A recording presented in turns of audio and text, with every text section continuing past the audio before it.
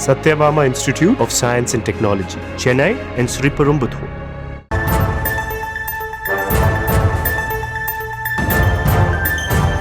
கும்மிடிப்பூண்டி அருகே சென்னை கொல்கத்தா தேசிய நெடுஞ்சாலையில் பழுதடைந்து நின்று கொண்டிருந்த லாரி மீது மற்றொரு லாரி மோதி பயங்கர விபத்து ஏற்பட்டிருக்கிறது.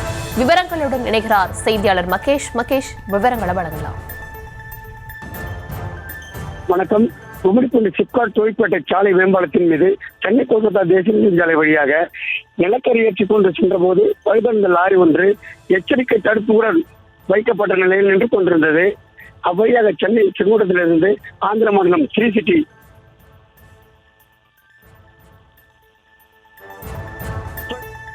லோடு ஏற்ற சென்ற ராஜஸ்தான் மாநில பகுதியில் கொண்ட லாரி ஓட்டுநர் கவனக்குறைவால் நின்று கொண்டிருந்த லாரி மீது அதிவேகத்தில் மோதி விபத்து ஏற்படுத்தியுள்ளார்.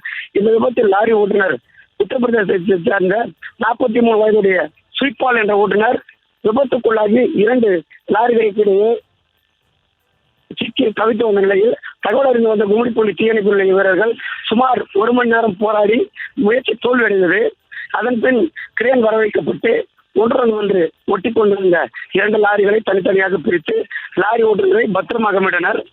ஆனால் லாரி ஓட்டுநர் ஸ்வீட்பால் வலது காலின் முழங்கால் முழுவதுமாக சுக்குநூறாக உடைந்த நிலையில் அவரை ஆம்புலன்ஸ் வாகனத்தின் மூலம் சென்னை ஸ்டான்லி மருத்துவமனைக்கு அவசரமாக அழைத்துச் சென்றுள்ளனர்.